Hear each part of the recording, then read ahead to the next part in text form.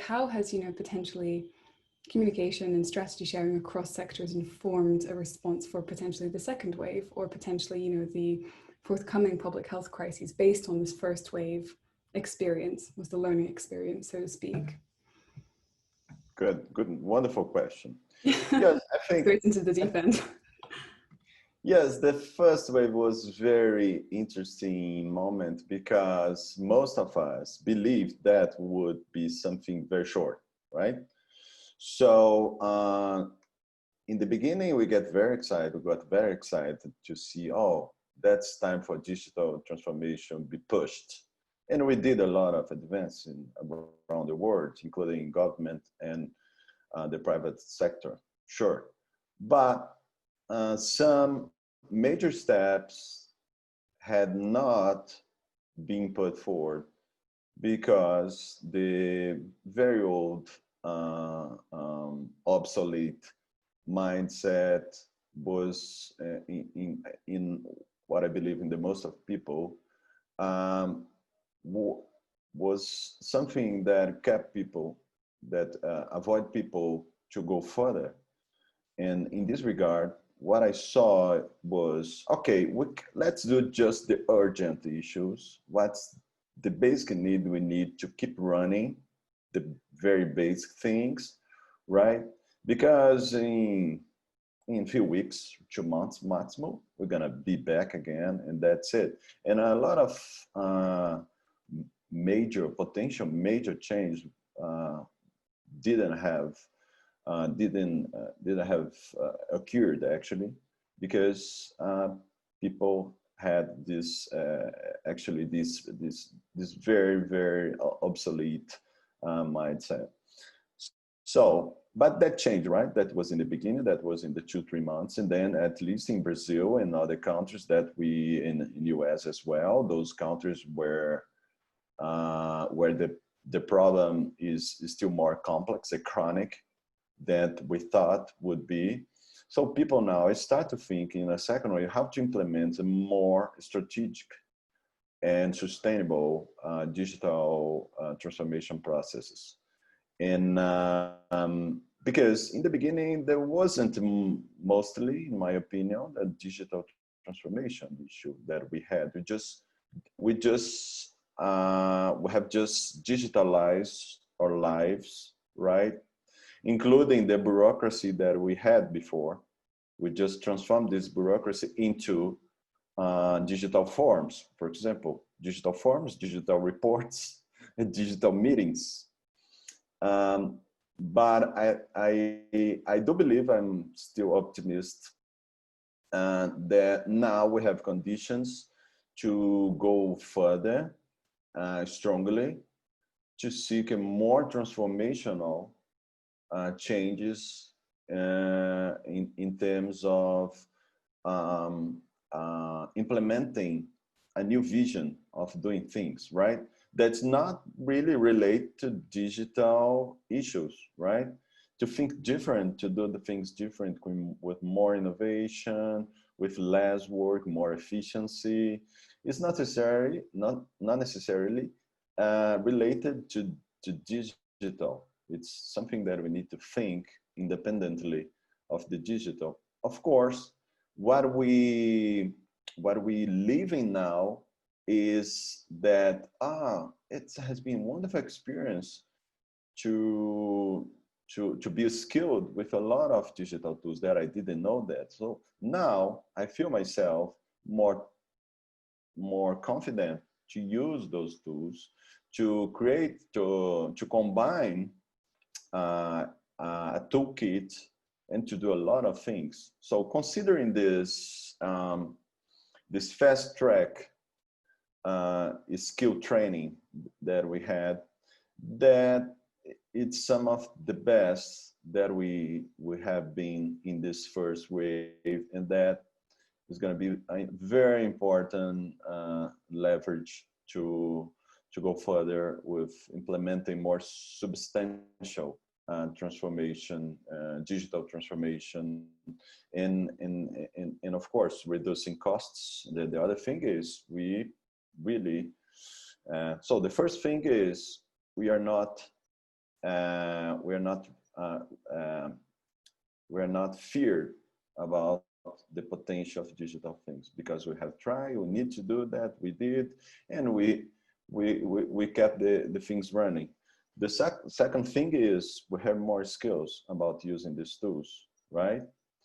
And and and the third, we the professional life gets more less costly. So a lot of money that we save in this period, and a lot of the fourth point is, oh, we now have a better life in terms of quality, assisting family. Of course, we also miss the good things of working together. That's another a good point as well. But the fourth point was we can do better. We can do now, considering that we can we can do the same work or even better, but with including new things that we got during this home office experience as well. No, thank you so much. I think that's incredibly interesting. And my next question, I think, is quite related to this one. When implementing a new vision for the future, as you were talking about, when implementing this very optimistic progress, any progress, I would argue, risks exacerbating existing inequalities. And in this case, the digital divide, which I know is incredibly acute in Brazil. I'd be interested in hearing your thoughts on the kind of leadership and culture that's necessary and needed at this moment to ensure that this optimistic wave towards digital transformation doesn't leave anyone behind, to ensure that it's inclusive at its core and it's not, excluding, let's say, minorities or those living in rural communities, those on the flip side of digital connectivity, away from this wave of progress. Wonderful question. Yes, I do believe that now we are more prepared to implement a more, I would say, a more open mind kind of leadership that includes everyone. That is related to the impact that we want to have in the world with our organization, with our NGO, with our company, whatever, with government. And the another thing is that came out very clearly to me is the fact that we need a very happy human force. The happiness of human force, the motivation of the human force, it's a key point. And I think that's something that is more clear now for me, at least, and a lot of people as well, that we need to do the best conditions for the workers to do their jobs with more autonomy, to incentivize their individual leadership. Because in this regard, we can have more deliveries, we can have more efficiency, we can have possibly more impact in the things organization does. But I believe that investing in education, in the long life learning, that something that we have been talking about for long years. And that's the reason I changed my career. The last 3 years, I was policy manager, innovation policy manager. And then I realized that with a lot of, with struggling a lot for a lot of work, you can implement some innovation around, but the human cost is too high for who does that. And why that happened? That happens because people in general, because I worked in a lab, innovation lab, so it's my duty was to innovate. But it's around me, there was a big structure and a typical mindset that avoid innovation. So that's the reason I understood that I need to invest in help to educate people, and help to, in a kind of fast track model, contribute to let people understand the benefits of working with innovation, the benefits of working, rethinking the way we do, to change the processes the way we do, you don't need to invest only in innovation projects to do an innovator. You can just innovate the way you do, reducing and doing the process that you do in less costly time.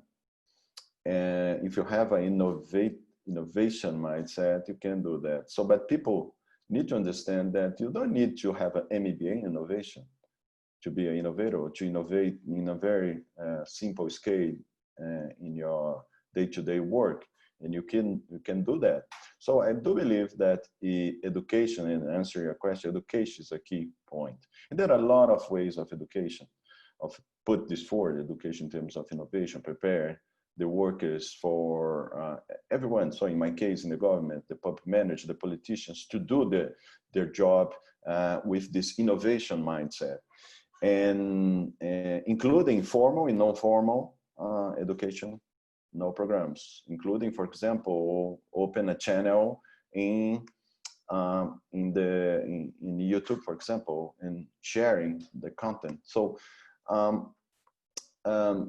we cannot go forward in this regard if people are not prepared to put this forward, including, as I said, everyone.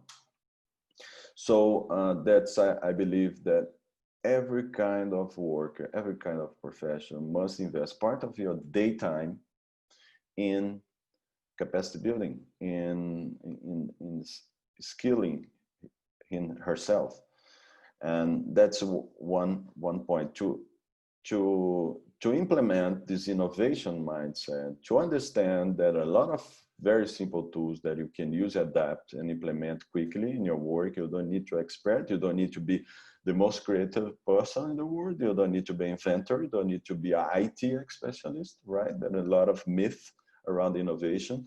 And working with sharing content and education in general, with more business models, programs, or more easygoing, informal kind of videos like YouTube channels, everyone can contribute to that. So that's an important key issue in terms of the new leadership. The other thing is to invest in a multidisciplinary perspective. I believe that everyone should invest some time into be a kind of Leonardo da Vinci, right? Of course he was a genius, but he has this very interesting behavior of try different stuff. So Leonardo da Vinci, for example, had many inventions, many paintings that he didn't finish, but they were crucial to help him to learn and to experimenting and to understand important issues, those who were very important to make him a great genius, to implement a lot of innovations that he did. So badly comparing, I think this perspective to invest in arts, to invest in social soft skills, to invest in digital competences, and to combine those with your technical competences is something that we need to invest. And so one thing is we need to invest time in capacity building for innovation in general. The other thing is we need to open our mind, invest time to try and to experiment in different contents, different disciplines, different activities. So the worst thing that we can do now in the moment for any professional, especially those who work in the public area, is to be only focused in one task. In those guys, and I know a lot of wonderful professionals in the public area who spend the time in a very, very focused and specialized issue a policy issue, for example, okay, that's fine, but it is very limited. Those guys need to open to include at least 20-30% of their time in open their mind to other fields, to other contents, to other disciplinaries, because those are really they're going to be very effective for their work, even as a specialist. And I would say the third or the fourth thing would be experimentator. I would say experimenter, inventor. I would say someone who really try different stuff. So everyone in the beginning, a couple of years ago, I believe that every organization need a lab, innovation lab, to try different stuff, to experimenting and whatever. And that's good. But nowadays, I believe that the whole organization can be a kind of lab, because otherwise you cannot scale up the project. So I did work in a lab that was very effective. We could try some projects, and then we hang those out to the organization, and some of them were implemented corporatively speaking in the organization, but that was very rare, because the organization is not in the same rhythm, because they're not really open to the experimentation model. And that to do this in kind of agile method, in this fast track, try and error system, is being very effective. It should be a transversal skill for everyone in organization.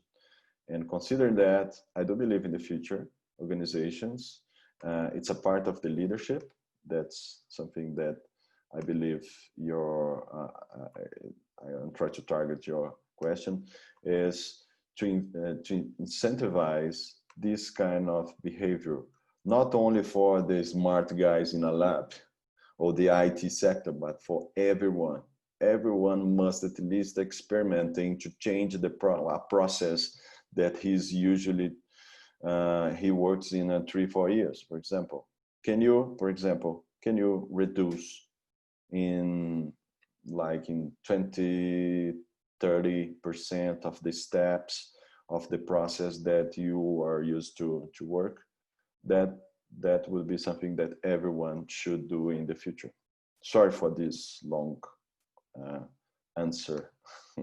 No, I mean, it was incredibly interesting. And I think the impression I'm getting from your, personal approach to innovation puts people first. Really, the impression I'm getting from you is that innovation is interdisciplinary. You have to be a learner for life. And I think very importantly, it has to be human-centric. And I know we're running out of time, so I think I'll pose my final question to you under section 4. But drawing on your experience, obviously working across sectors, I mean, working in the public sector, in academia and civil society, and the private sector, how can we incentivize human-centric innovation, by leveraging partnerships and cross-learning, returning to our first question, across various sectors to ensure that, this kind of collaborative cross-sector innovation obviously gives the economy a competitive advantage, but it still puts people first, it's still human-centric. How do you find that balance working across sectors? Great. Yes, there are a couple of issues that we need to target in this issue. Firstly, there are a lot of organizations that are doing a very good job in implementing this vision of have real good impact in the world, really positive environmental, economic, political, social impact in the world, with very progressive and human-centered methods. So we can use them as reference to do the best, what we can do. So I see some wonderful companies, some public agencies around the world. First, creating a very good environment, internal environment, to be work, to as a good place for the workers, for the human force. And for example, you see the Patagonia, Argentinian, that was Argentina founder, but it's an American company based in California, who sells equipment for adventure sports and clothes of that. They're they're a great program to make the best conditions for the workers, and also to incentivize a really social environmental perspective mindset for their work. So, for example, they take some groups of workers to go to some farms and to see the problem that the traditional cotton, for example, cotton plantations, crops in a bad farms, they do to the environment. So they say, we need to avoid that. How can we think and produce our equipments, but with more environment friendly perspective? And in this regard, for example, they start to valorize some important principles and values for the workers that have incredible impact in the way they do and the way society and their clients see the company. And also, it's very interesting, this is one example among many others, doing this, not being focused on profit, but doing good thing for society and for their internal force, they can have more profit as well, consequently, because people have different connection. People start to have different connection with this company. It's more than a company. It's a organization who implements very good values for society. There are a lot of good examples around the world. I remember other energy company that I like very much. It's called AES. They do some hydroelectric kind of energy production, and it's a multinational. They are here in Brazil as well. They do a lot of a very good job in terms of giving autonomy to their works. Their works are organized in cells. They have some autonomy. They have like the proper budget, and they can manage in a more sustainable way. And there are many other examples, always combining giving out autonomy to their workers, given that the best conditions they workers and collaborators can work, can do their job, can be responsible, receiving autonomy, but also understanding that they need to be responsible as well. They need to be like kind of minor owners of the company. So with that, they can work better because the company starts to work as a whole. That's a kind of trend that I believe it's very important to do that. And there are some public agencies as well in this regard. The Social Security Ministry in Belgium did a wonderful project in that in this regard. Like 6-7 years ago, it started this project, still running. They created a home office system. They created also they let the workers change it.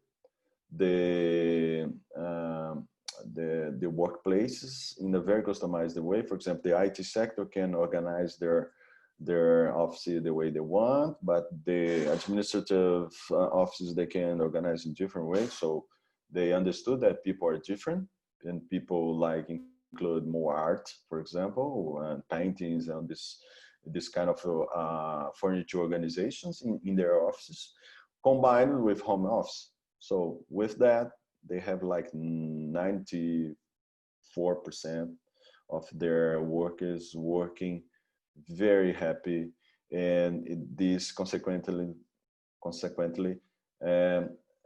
is related to more impact, better deliveries, and its result of overall perspective in this regard. So I believe that that's one thing, right? So the work, investing in the workforce happiness, and try different organization formats to let people work happy. So breaking down these typical hierarchical and top-down models.